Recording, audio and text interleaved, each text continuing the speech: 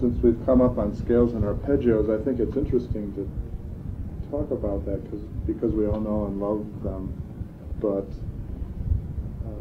and I suppose the question is, how much time is it useful to devote to technical work that's not derived from a piece? In other words, pure mechanical exercise, if at all. I know you mentioned the Dochnani finger exercises. Yeah, I think that a lot of these things are, you have to get yourself to a point where you can do them. There were times when I had difficulty doing, let's say, fourths or sixths or parallel scales in whatever interval, because I wasn't familiar with them. And once I became familiar with them and found my way around like a map on the keyboard and studied the combination of feeling, weight, use of the arm so I can get in the right position with things, fingering, many things that one has to come across in pieces, and also in exercises. After all, the scales are like it is like a map of the keyboard. They're trails, let's say. They are the trails on the keyboard map or area or desert or on the topography, exactly. And so every time you come across a particular scale in a piece, you don't have to reinvent the wheel in order to well, what shall I do here? This G flat, A flat, B flat, C flat. I've never seen this before. No, you should immediately see that and say, okay, G flat major.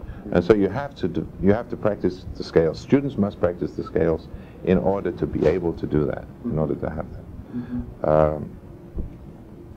that. Just as one should also be able to practice certain things so that you can do it by feel and not by looking at the keyboard. A lot of people have lots of trouble because the simplest waltz accompaniments have to be so much looking back and forth because they don't figure out how to feel octave positions and in the bass, and which detracts then from whatever the difficult things they're doing in the other hand. So it's good sense to learn your scale fingerings. It's good sense to be able to play the arpeggios in different positions. Other things like double notes are usually specific kinds of things. For example, if you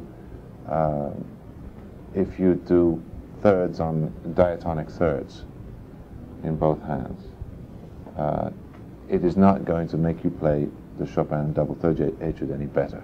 And that's a particularly very specific technique of chromatic scale, light, with sliding fingerings, this kind of thing, which you have to practice. Of course, you can practice chromatic minor thirds, that will help you with the Chopin. But the certain kind of technical problems you only come across in Godowsky, when his particular purpose was to make things, to use every aspect of piano technique and explore it, so that what Chopin puts in the right hand, he puts in the left hand. Sometimes he puts both at the same time. And in his etude, Chopin etude. In his Chopin, yeah, which I've done some of, recorded some of. And that's great, but I mean, it's not something that you want to come at when you're first studying the piano. I think that's something that you come at a lot later. So familiarity with the ABCs. Familiarity with the ABCs, but once you've learned those ABCs, it's just like riding a bike. And I think that a big mistake, I think if I'm going to make a revolutionary point in this, it is that people should understand that much more than they do. this is not the same as string players. String players, their scales and their technique exercises are really for the acquisition and keeping of fine intonation, more than exercising their fingers so that they can be sure that their fingers keep moving.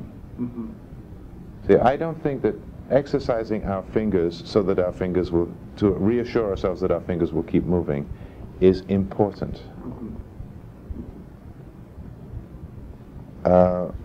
If we're playing 3 or 4 hours a day and we're not getting tired and we're not getting tendinitis and we're not doing all of these things, then we're doing something right. And we're learning music and we're learning to play music better and better every day. Then we're doing something right. It doesn't mean, it does not take repetition of scales and arpeggios, which we've learned years ago, to do that. It seems to me, would you agree that the great pianists got to this point, played scales and arpeggios and other exercises, the basic stuff, and they all got to a point where they could do it, whether it took them a week or a year, and then whether they continued to make that part of their daily practice varies quite a bit. Sure, it varies. Absolutely. But and I would not. I certainly wouldn't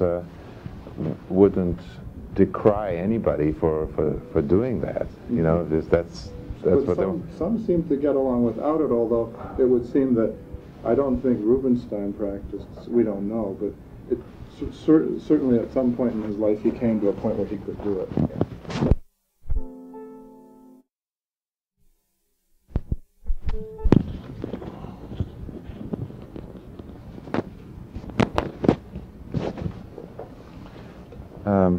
I want to mention that. So, but Sirkin, I guess, practiced scales till the end of his life. He said, but other pianists don't need to. Well, some of them do. I think that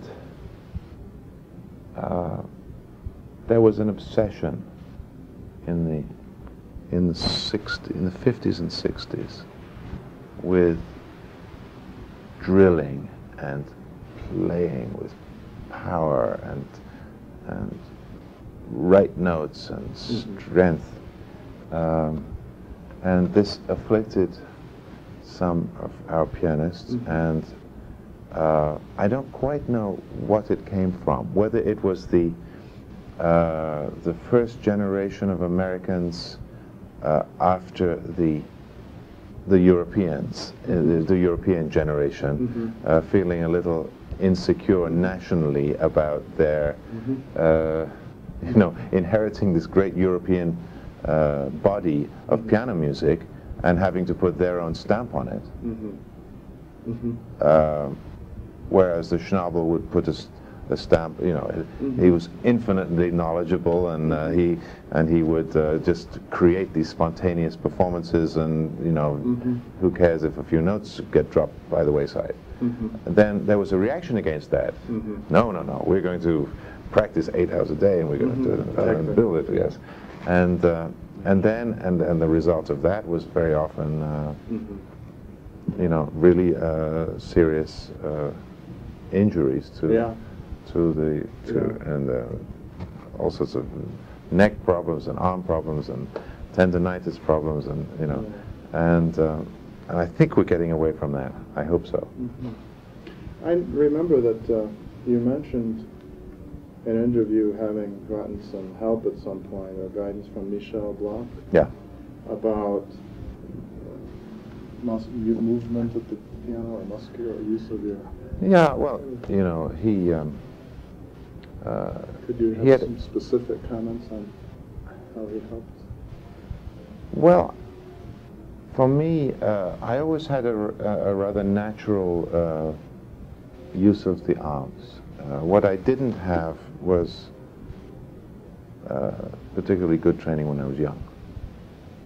So my performances, were full of speed and and sometimes they came off nicely, but I didn't feel that I was always in control of things. And so what I needed was that, and it probably took me, by the time I realized that, which was probably at the age of 17, 18, that I needed some real guidance, and people were helping me with that. It took me 10, 12 years before I felt really, yes, now I know I can go to the piano and I can play this, you know, you give me a passage of a Beethoven concerto, a passage of a Mozart concerto, a passage of a Chopin sonata, and I will be able to bring this out. I will be able to play this. I will be able to play it evenly. I will be able to play it with the right kind of balance. But you could play it before. It's sure, not a sure. Of no, it's a matter of these. All of these words that were thrown by us, you know, use more weight, play evenly. What does that mean? How? And so Michel was very interested in that aspect of piano playing, the sound, creation of sound, evenness, and he also studied. He came from Mexico, but was studying in Juilliard at the time of these other American people. The 50s, yeah. And I have to be fair. It's not only an American phenomenon. This thing of that the objective school. There was this kind of steely. The objective school, yeah.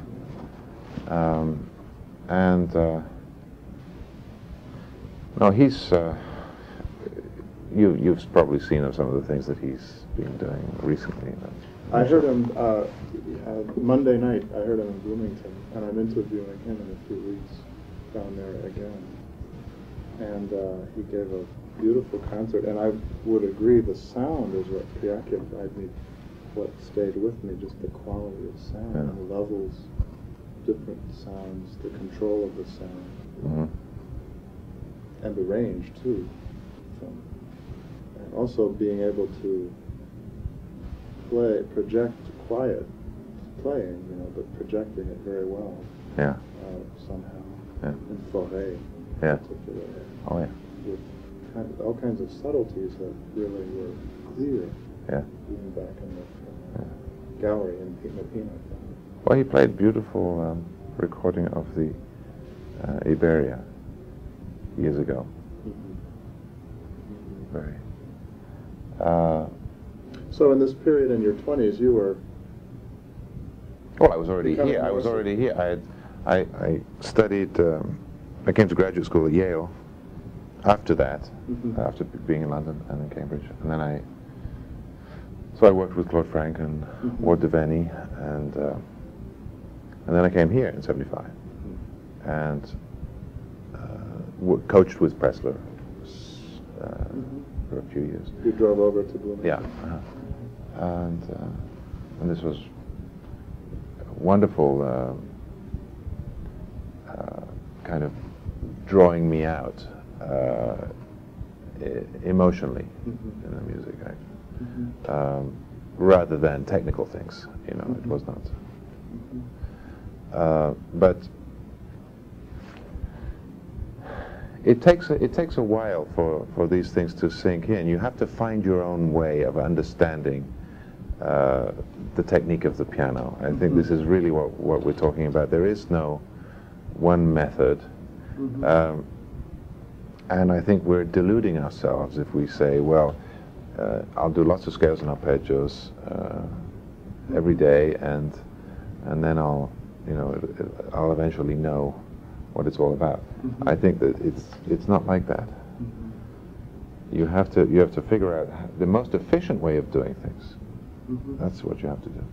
And I remember doing a Mozart concerto when I was 18 or so, and really studying. And I was just about, you mentioned that. Yeah, I was about to ask. Which one was it? It was 450, the B flat.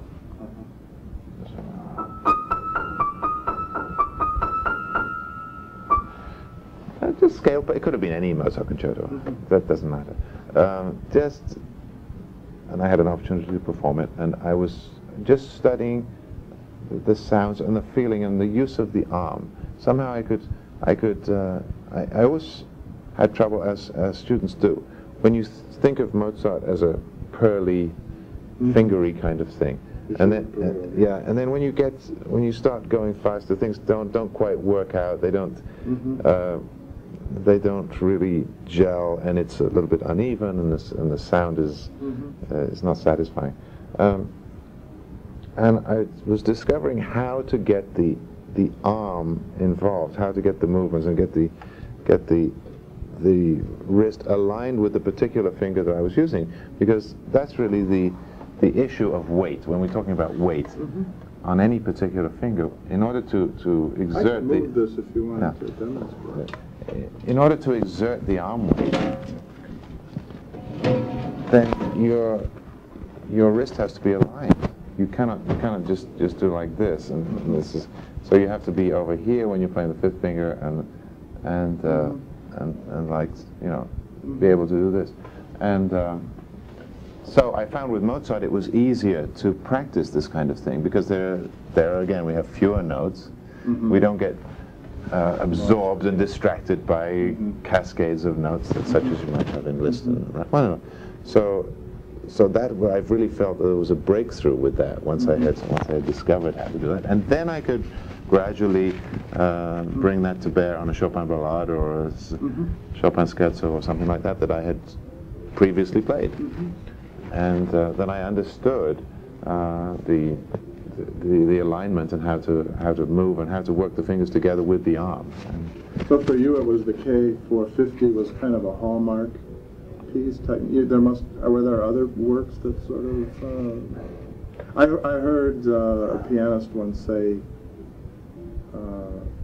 when he learned the Chopin first waltz, which has its perilous moments, he really learned it in the way that you're talking about. This was Paul Shenley. He said, "I was a different pianist." Once I'd finished with it.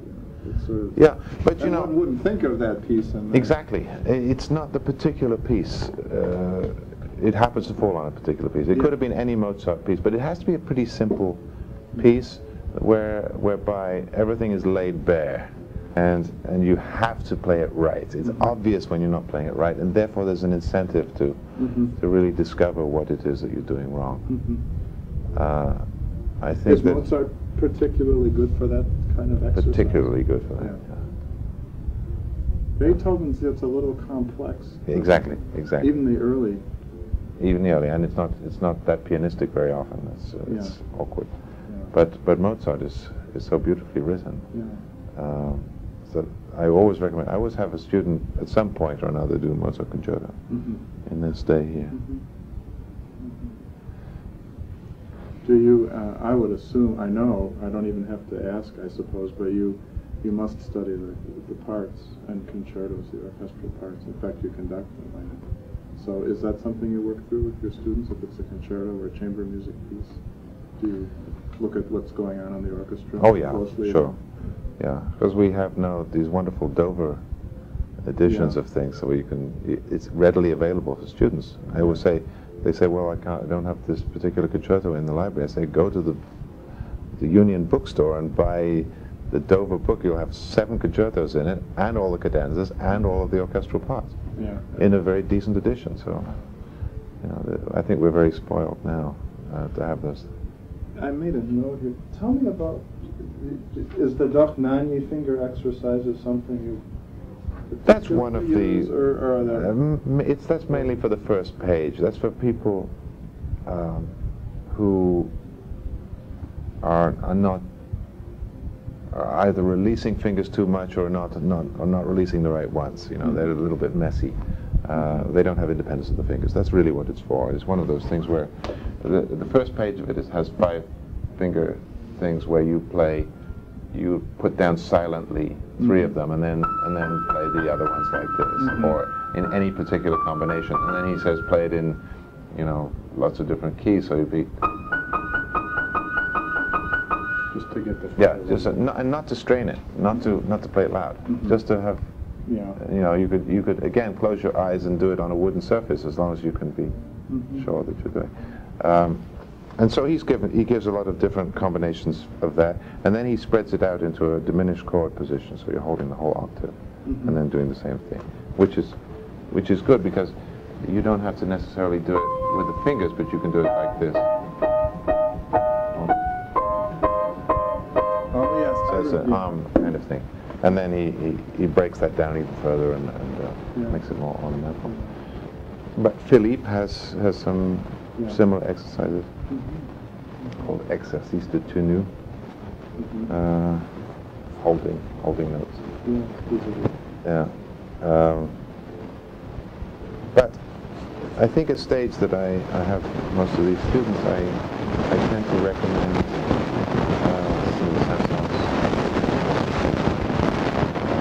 the Moskovsky etudes, opus 72, which are fun pieces. The etude de Virtuosity, which are etude ad aspera, it's called. There's a couple of the ones that Horowitz played in there, and so they're very charming pieces, and so they're fun to play, and they teach a lot about speed, about rotating the arm while maintaining a very clear finger passage work. The Chopin studies, you know, without question, a lot of those can be done, and Liszt. So, and to say nothing of the Rachmaninoff etudes and some of the Scriabin, the Debussy etudes I think are wonderful for more advanced people because they're real pieces of music in which he didn't write any fingerings. And he says, you know, you decide, the performer should decide. And I think that's very apropos for people who are interested in etudes as music.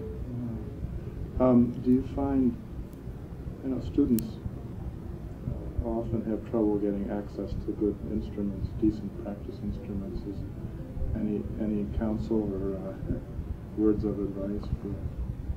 Some people feel if you have it's good to do battle with a bad instrument occasionally, but to really learn on it's it's pretty much an obstacle, isn't it, if you don't have a good once in a while? It is, but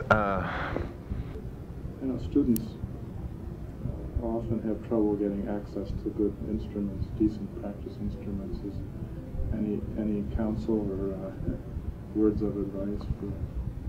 Some people feel if you have it's good to do battle with a bad instrument occasionally, but to really learn on it's it's pretty much an obstacle, isn't it, if you don't have a good. It is, but I managed when I was at school, when I was in my early teens, we had an old piano, you know, which was pretty good, and then my parents changed the furniture. What would fit into the living room, this is a small semi-detached house in England, was what they used to call a mini piano. And I don't make them anymore, thank God. But this thing was just the right color. Oh yeah. And it had 6 octaves. It went down to F. Now, I didn't realize it at the time, but that was what Beethoven had going, you know, if I should not have, maybe I'd have felt better if I'd known that, but it was very, very frustrating. The opus 10 number 3, D major, you can tell. Isn't that the sonata? Yeah, you can tell he runs out. Yeah. But I was trying to play some bigger pieces on it, and I was always coming up against the bottom. But you know, I came along all right, and I got some time to practice on the piano at the high school where I was. So. Yes, of course you want to have a decent instrument, an instrument which sounds pretty good, and where all the notes are playing. And but I think most of the time that's not to blame for. Yeah. One should not blame that. In a concert, it's a different situation because you have to. Yeah. You want to feel at your best, and you want the instrument to be speaking. But I think it's good practice sometimes to play on difficult instruments, stiff instruments. Loud instruments, soft instruments. I think it's not a bad thing. In that sense, I consider it an advantage to be a pianist rather than a violinist or a cellist, because when you're a violinist or a cellist, it's such a decision you have to make. Whether you can afford this instrument, and then when you've bought it, is this really the one? You know, is it my fault or is it the instrument's fault? And I have to live with this now. At least we can move from one piano to the next. You know? Yes. It's a blessing and a curse. And the prices are, I've heard, 6 figures for a decent violin these days, isn't it? I think. Yeah, it's outrageous. Do you encourage students, or do you yourself find time for other areas of the humanities, you know, reading and... Yeah, this is what... Now, you went to Yale, which is, you know, certainly one can practice there, but it's known more as an academic. Exactly. Well, I went... The connection was Cambridge when I was at Cambridge as an undergraduate, in which there is no performing music. Mm-hmm. It was entirely academic, but there was a lot of amateur performance, and and people were encouraged to do that. So that when I first began to conduct there in my teens, and then I continued at Cambridge, one thought nothing of it, you know, just to get up and say, I need to put on a Bach cantata, or I want to do this or that, and people would come and play and think nothing of it. And you just learn as by sink or swim with that, you know. And I think that's that's one of the great advantages of a place like that over something like this, where everything is so structured. You're pretty much a music student. Yeah. And not only that, but you are, a band education student, or you're this or that. And I think that we should discourage that. That's why the kinds of things we're talking about today, to get the students to be more and more interested. And this is an ideal place for that, because you can hear so many different kinds of things. You can, there are so many people, musicologists and theorists, and of course all of the other subjects. This university is very strong in many areas of the sciences. So if there's an inclination for that, it's all to the good. I've had a lot of students who've been pursuing a scientific degree and studying piano as well. I had one student who now went up to the Mayo Clinic as an intern and is now practicing. But he was one of the Chicago Symphony winners when he was in his teens. He played a solo concerto with the Chicago Symphony. And he came... Who is, may I ask? I won't the name. Michael Liu is his name. Was he from Chicago? Well, he's from Taiwan, but they moved to North... I think Did he study with Emilio del Rosario? I've had one or two who have studied with him, yeah. No, I think he didn't. He studied with an older man who died, but I've had a few. I've got one now. Jenny Lee's coming to me from Jennifer Lee. Yes. She's at Peabody now, but she's transferring here.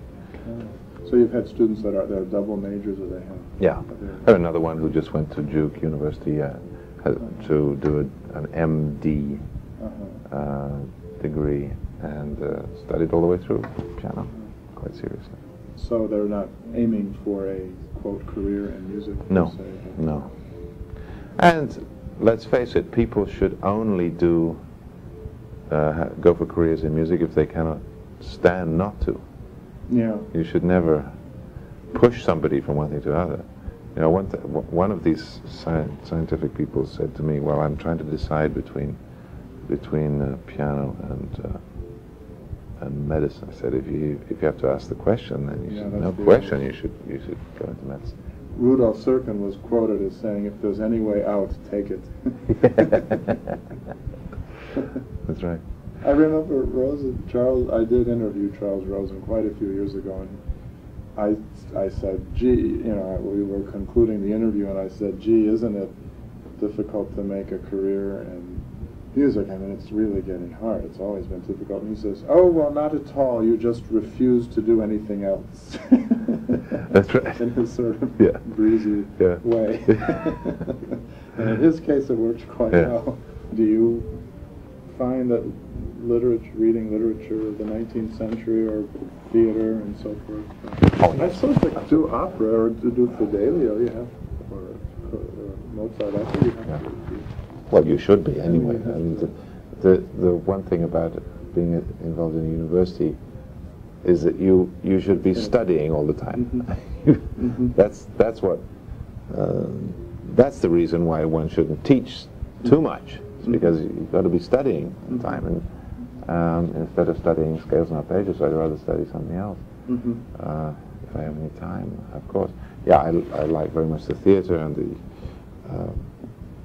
read as much as I can, and sometimes touring is very good for that because it gives you the time to do things like that. When you went to Yale, I was wondering if was there some academic area. Well, I was at graduate school, I was at the Yale School of Music, which is Graduate School of Music, but I was able to study other aspects of music. You know, I studied composition. I see. And harpsichord with Ralph Fitzpatrick, organ. I was an organist when I was in London too. And that's one of the other instruments that I studied as a double major.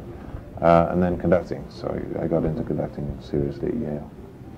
Did you do a dissertation, or were you in a more performance-oriented? No, it was a DMA. So we had to do coursework, and then it's a unique program, the Yale program, because they send people away after a year, and then you basically build your dossier, and then you come back and then have a comprehensive exams. And You're supposed to go on. And I think we've got enough. Is there anything you wish to talk about? I mean.